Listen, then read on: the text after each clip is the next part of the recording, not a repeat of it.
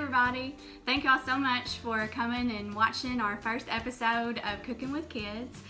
If you don't know me, I'm Alicia Hardison. I'm a certified pastry chef and own Dalishas. And these are my two sidekicks that are going to be helping me out today. And I'm going to let this one tell you who he is. I am Layton. And who are you, sir? And I am Lincoln. So we're super excited to show y'all how to make soft pretzels 3 ways today. Okay, let's get started. So the very first thing that we're going to do is the yeast part of this recipe. And I know that a lot of people are super intimidated by cooking with yeast and getting it wrong, but I swear this is like super easy. So the very first thing is I'm going to take my bowl that I've got for my stand mixer. If you don't have a stand mixer, don't worry about that. You can totally use just a regular bowl with like a handheld mixer. That's going to work fine too. So our very first ingredient that we need to have is water. And you need to make sure that this water is warm, that it's not hot, because if it's too hot, it's going to kill the yeast, and that's where it can all go wrong. So I've gotten a cup and a half of warm water here that we're going to pour into this. And Lincoln, do you care to pour this into our mixing bowl there? Nope. Get it right in there, babe. Good job. The next one is 2 tablespoons of light brown sugar. And things like this are super easy for your kiddos to be able to measure out. So Layton is going to measure out these 2 tablespoons. And here's your tablespoon. And when you are doing this light brown sugar, make sure that you pack it down in there really well. So look, we're going to stick this down in there and kind of scoop it up. There you go. And then I'll hold it, and I'll hold this, and you kind of pack it with your hand a little bit. Pack it down, like press it, just like this right here. There you go. I got it. There you go. So now dump that into our sugar, our water. You got it. And we need 1 more of those, because that was 1. Put the big one up there. There we go.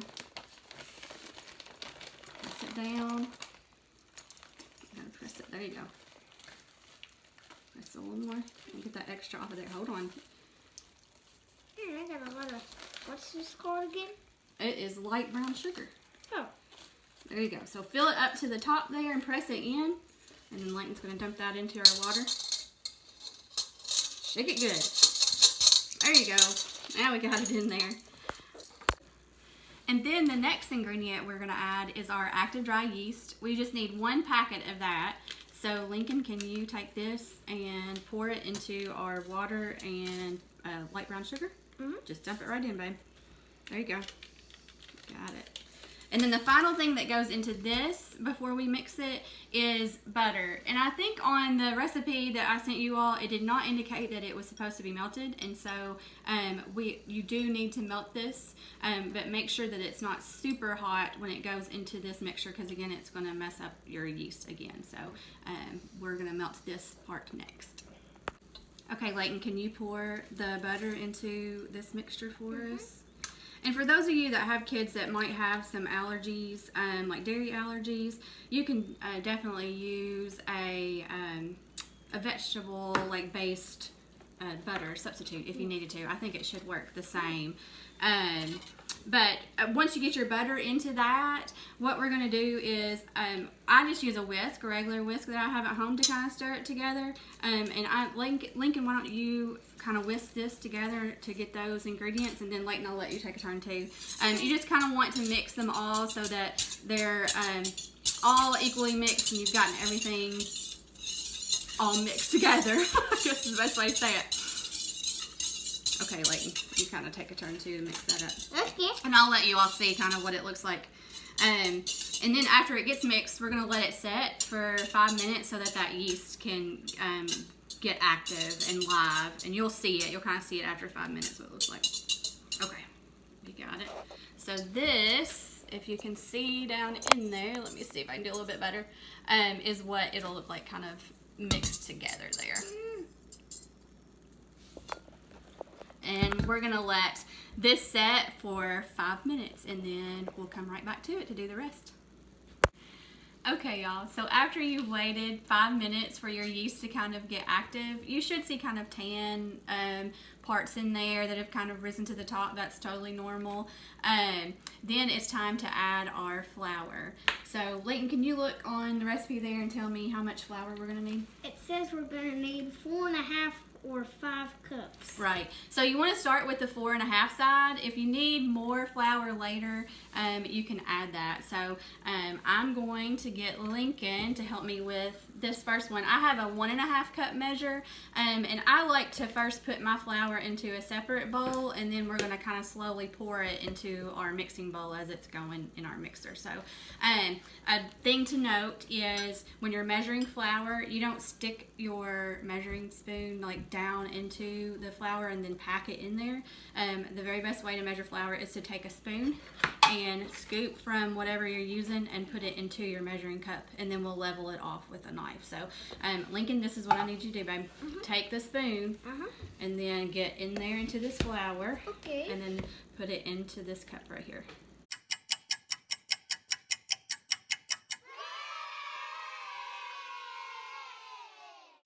So this is all-purpose flour, which is in most all recipes. You don't want to use a substitute here because it could definitely change the effects of how the pretzels will turn out. So you gotta fill it a little bit more there. Okay.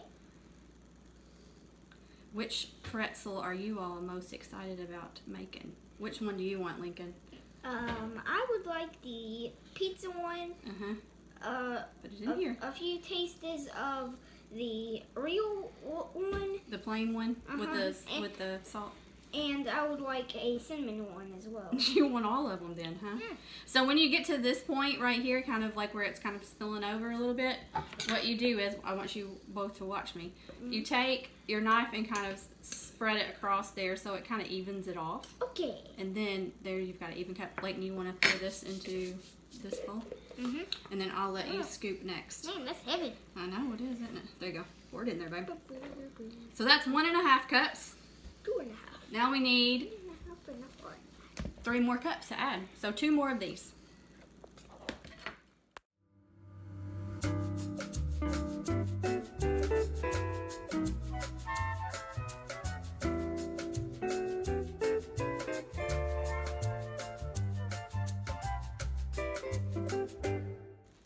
Okay, we've got 1 more ingredient to add to our flour before we add it to our yeast mixture. Lincoln, what is our next ingredient that we need to add? 1.5 teaspoons of salt. Gotcha.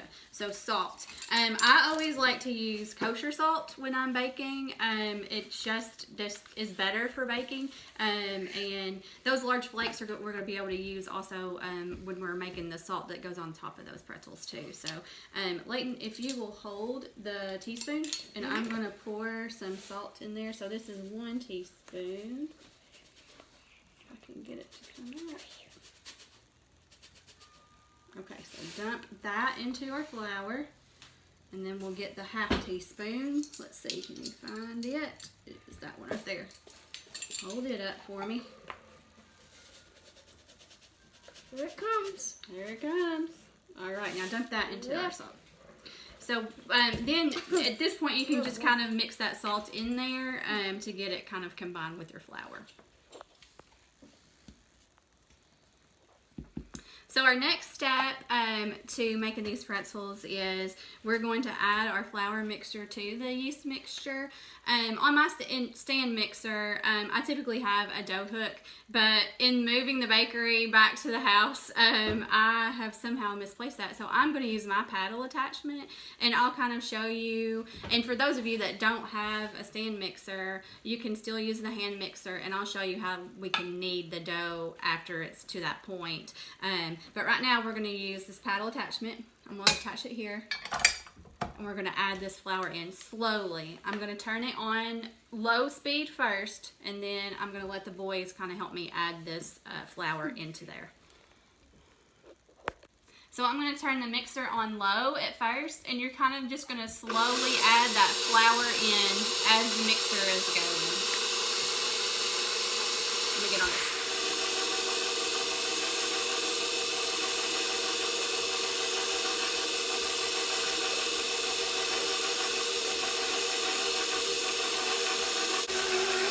So at this point, it's been going for a little bit, and I've completely added all 4.5 cups in. And I know the recipe says if it is too sticky to add in a tablespoon of flour at a time, but mine is looking pretty good. The way to know if it is too sticky is if it's not pulling away from the sides. And mine has started to pull away from the sides. I'm going to crank it up just a little bit more so that it can kind of knead a little bit more as well, to about medium.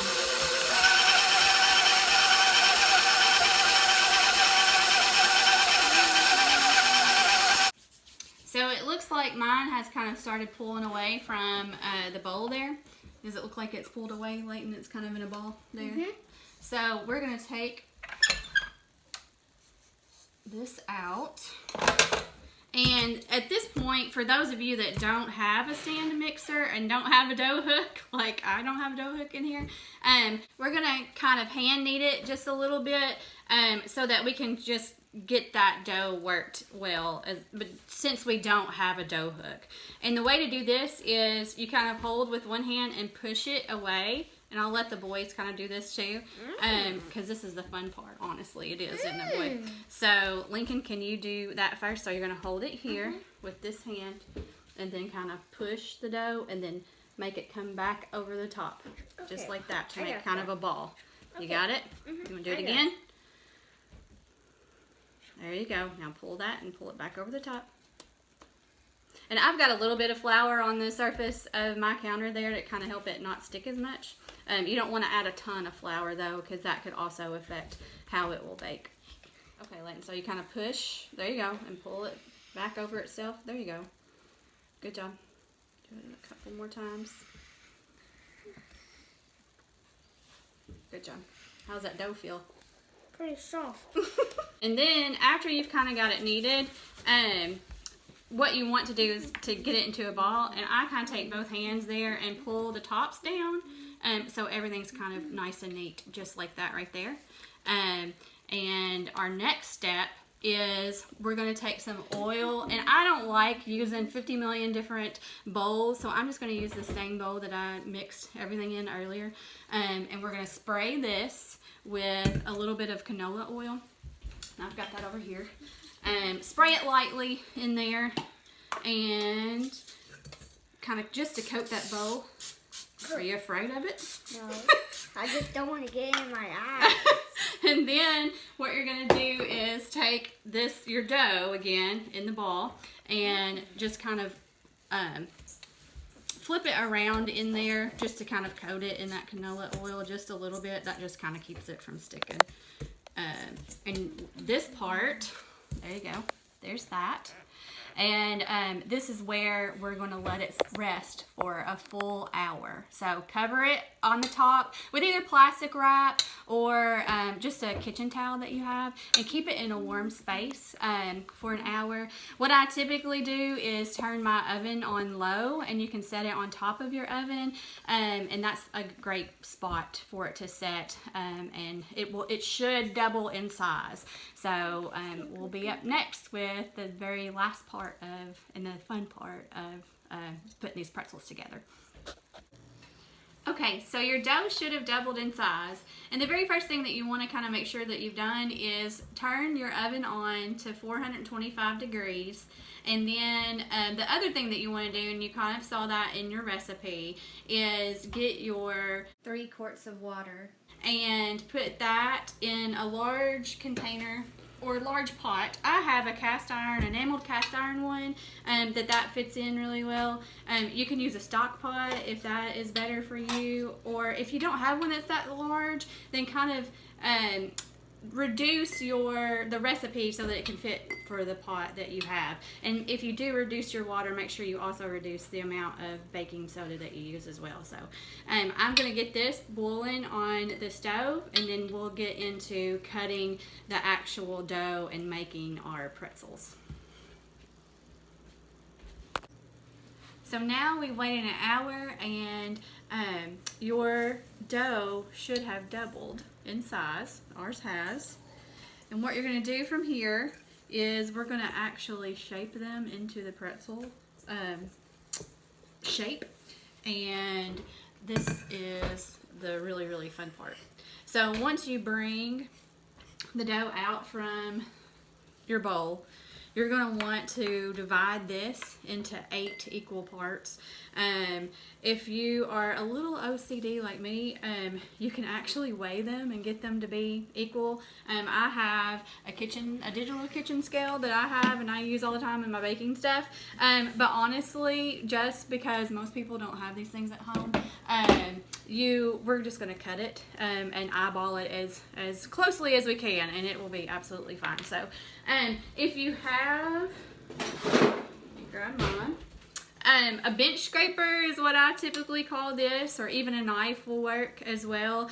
This is what we're going to use to cut this in half. So I'm going to kind of mark it on here, and then I'm going to let Layton make this first cut. What you're going to do, Layton, is just kind of push through it, okay? Okay. You see it?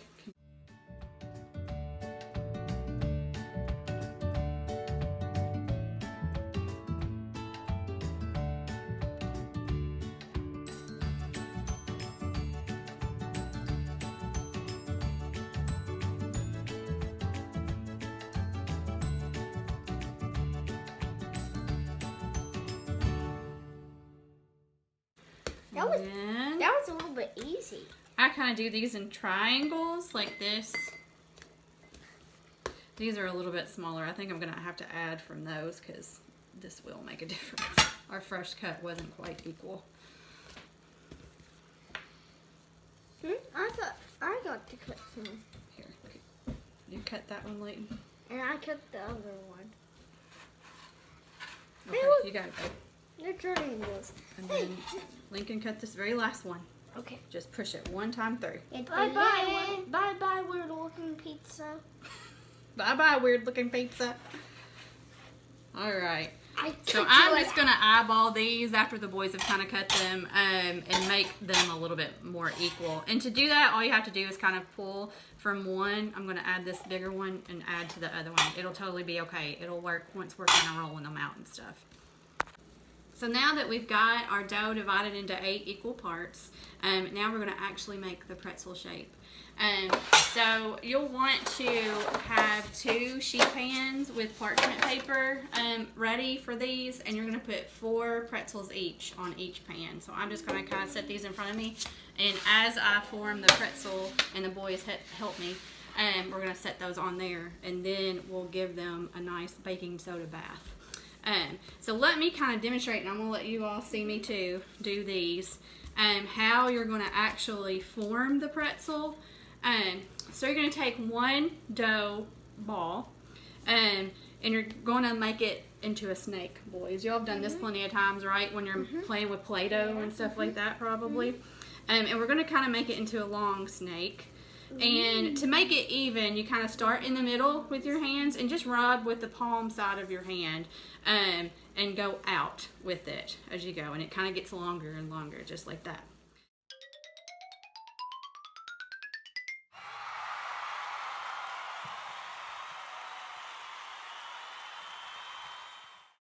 The directions make it a little difficult. It's always easier for me to visually see somebody do the twisting part.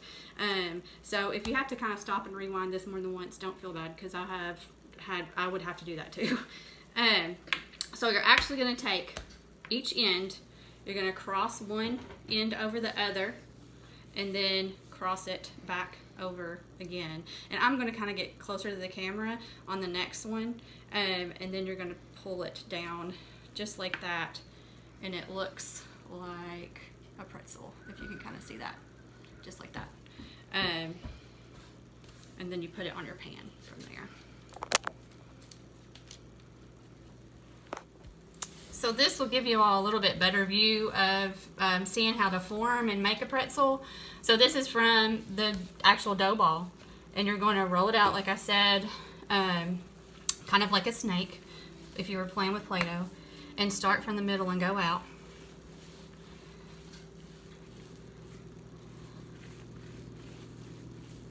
just like that.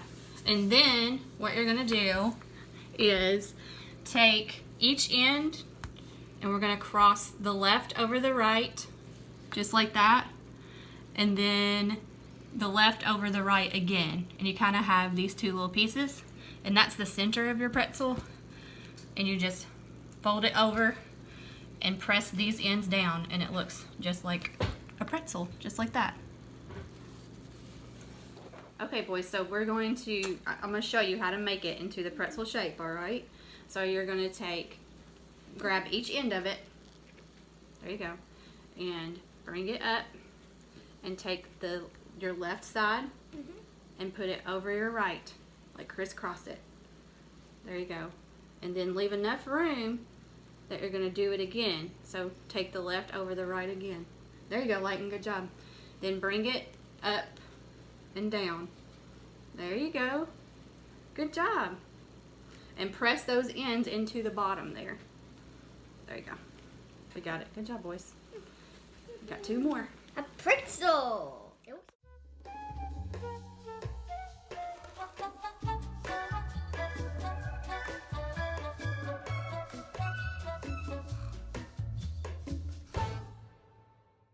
Once we get all of them completely on the pans, then our next step is to dip them in the baking soda boiling water. We'll add the baking soda in, and then we're gonna let the pretzels kind of soak in there for 30 seconds each. And I'll explain kind of why they need to do that in just a second. So just for the sake of filming, I'm going to do this part just because there's not quite enough space for me and the boys to be over here. So this next step is to add this baking soda into your boiling water, and do that kind of slowly because obviously it is going to bubble up like that. And what this does is it gives the pretzel its characteristic like texture on the outside, and it also helps it to brown a little on the outside too, so that they're not just completely white there. There is a chemical reaction going on there, so I'm not a chemist at all, but I just know that it is necessary for that. The same kind of concept is true of bagels also. So once you kind of get that in and it's settled down a little, what you're going to do is gently drop in your pretzel. And I can typically do about 3 in this pot at a time. And we're going to want them to stay in there about 30 seconds each. So once they'll kind of start floating to the top, you'll want to kind of just brush some water on the top of them there.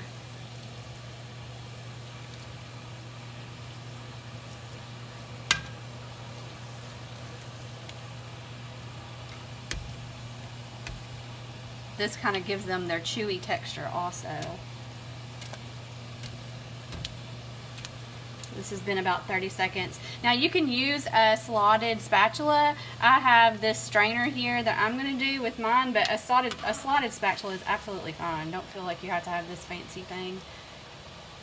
And I'm kind of draining it off there, getting the water off of it, and you're going to go straight back onto the pan that you first put them on.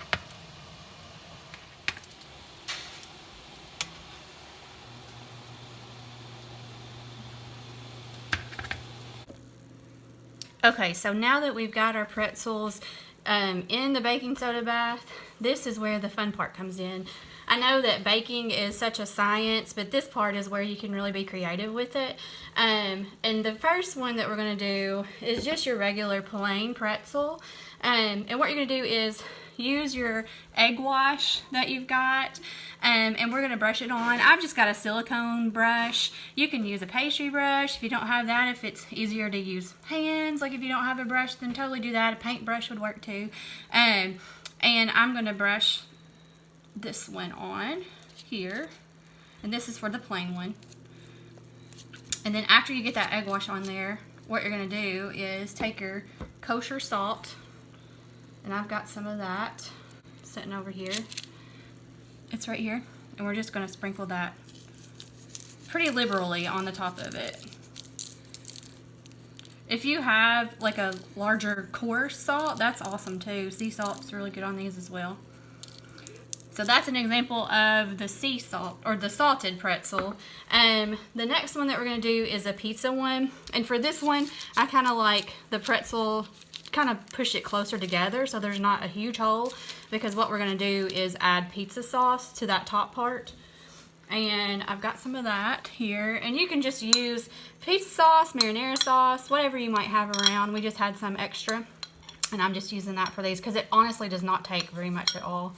So I'm just going to spoon that onto here.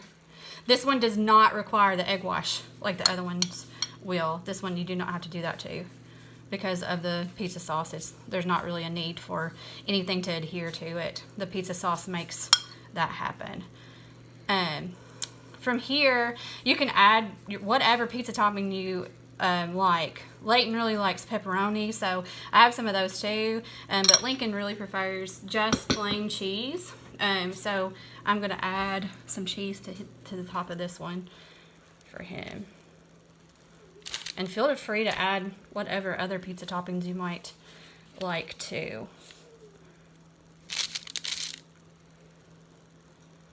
And then for the very last kind,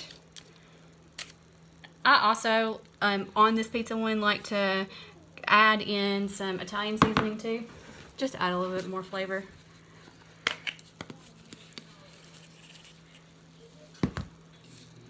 It doesn't take much though, just a little sprinkle of that on there.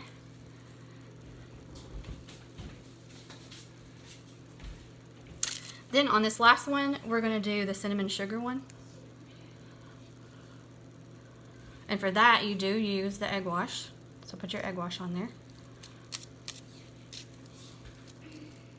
Coat it pretty good. And then we're going to put our cinnamon sugar mixture on that.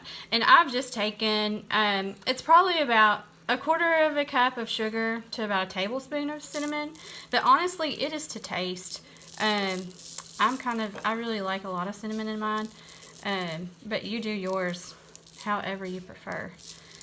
And after these bake, they are excellent with like a really simple powdered sugar, water, like icing. You can dip them in that, or you can even drizzle it on there too. It makes it really good. But coat that baby up. Just like that.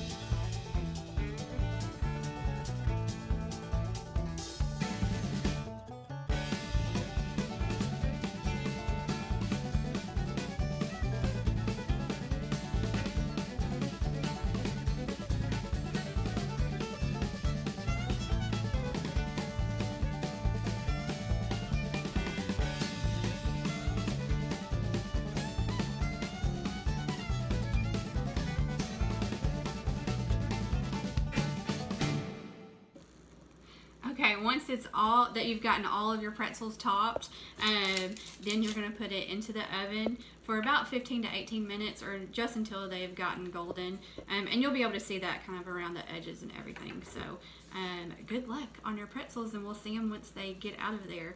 And please, once you all are done and have made these together, I would love for you to post pictures to Dalishas page on Facebook, on Instagram, and tag us. I'd love to see your pictures working with your kids and what your kids have made. So thanks a lot for watching with us, and we'll see you once these are done. Bye. So these just came out of the oven and they smell so good. And I'll let you all know kind of which one's which. These two are the plain. And people are going to think that their cinnamon sugar one is burnt. It just gets darker because of the amount of sugar that's on the top. And then this one is the cheese pizza one. And how does it smell in here, boys? good. So good, doesn't it? Do they look good enough to eat? Mm-hmm. Yeah, I think so too. So I hope you all enjoyed making these. We had a great time together, didn't we, boys? Mm-hmm. And we are so excited to see what you all are going to be making. And you might even come up with your own creation that's different than ours. Maybe you'll come up with a really cool one, and we would like to see that too. But until next time, I hope you have a great time baking. Thanks a lot. Now, bye-bye.